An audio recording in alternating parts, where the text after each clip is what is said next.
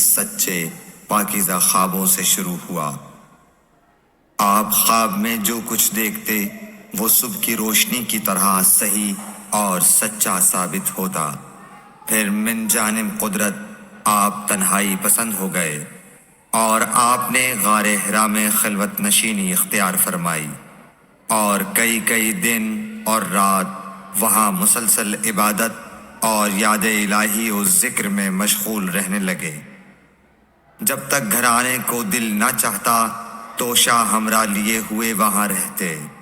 توشہ ختم ہونے پر ہی اہلیہ محترمہ حضرت خدیجہ رضی اللہ تعالی عنہا کے پاس تشریف لاتے اور کچھ توشہ ہمراہ لے کر پھر وہاں جا کر خلوت گزین ہو جاتے۔ یہی طریقہ جاری رہا یہاں تک کہ آپ پر حق منکشف ہو گیا اور آپ غار حرا ہی میں قیام پذیر تھے کہ اچانک حضرت جبرائیل علیہ السلام آپ کے پاس حاضر ہوئے اور کہنے لگے کہ اے محمد پڑھو۔ آپ فرماتے ہیں کہ میں نے کہا کہ میں پڑھنا نہیں جانتا۔ آپ صلی اللہ علیہ وسلم فرماتے ہیں کہ فرشتے نے مجھے پکڑ کر اتنے زور سے بھینچا کہ میری طاقت جواب دے گئی۔ پھر مجھے چھوڑ کر کہا پڑھو۔ میں نے پھر وہی جواب دیا کہ میں پڑھا ہوا نہیں ہوں۔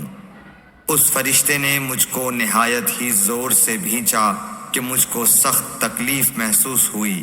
پھر اس نے کہا کہ پڑھ۔ میں نے کہا میں پڑھا ہوا نہیں ہوں۔ فرشتے نے تیسری بار مجھ کو پکڑا اور تیسری مرتبہ پھر مجھ کو بھینچا۔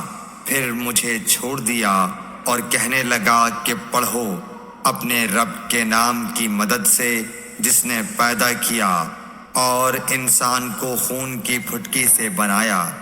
پڑھو اور آپ کا رب بہت ہی مہربانیاں کرنے والا ہے۔ بس یہی آیتیں آپ حضرت جبرائیل علیہ السلام سے سن کر اس حال میں غار حرا سے واپس ہوئے کہ آپ کا دل اس انوکھے واقعے سے کانپ رہا تھا۔ آپ حضرت خدیجہ کے ہاں تشریف لائے اور فرمایا کہ مجھے کمبل اوڑھا دو، مجھے کمبل اوڑھا دو۔ لوگوں نے آپ کو کمبل اوڑھا دیا۔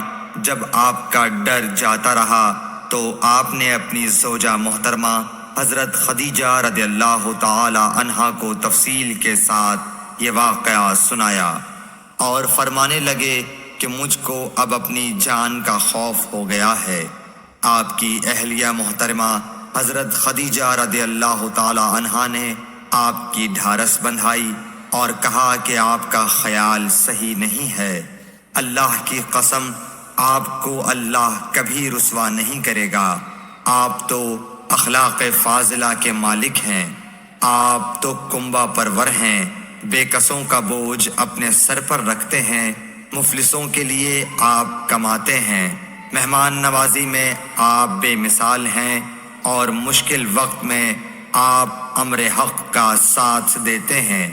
ایسے اوصاف حسنہ والا انسان یوں بے وقت ذلت و خواری کی موت نہیں پا سکتا۔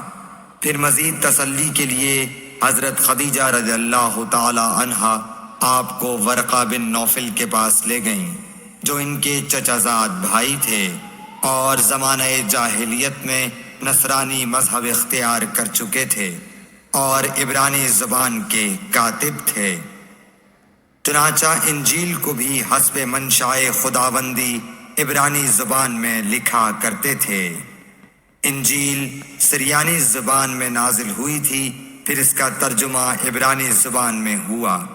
ورقہ اسی کو لکھتے تھے۔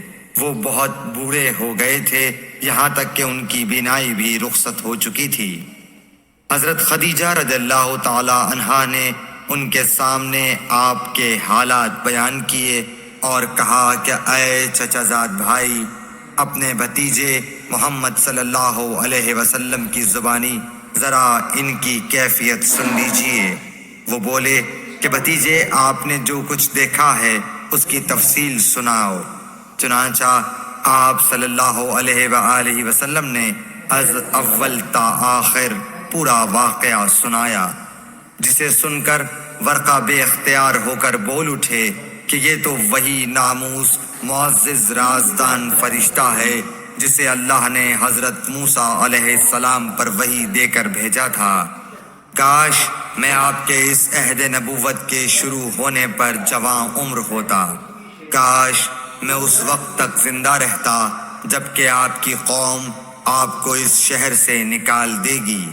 رسول کریم صلی اللہ علیہ وآلہ وسلم نے یہ سن کر تعجب سے پوچھا کہ کیا وہ لوگ مجھ کو نکال دیں گے، حالانکہ میں تو ان میں صادق و امین و مقبول ہوں۔ ورقہ بولا، ہاں یہ سب کچھ سچ ہے، مگر جو شخص بھی آپ کی طرح امر حق لے کر آیا لوگ اس کے دشمن ہی ہو گئے ہیں۔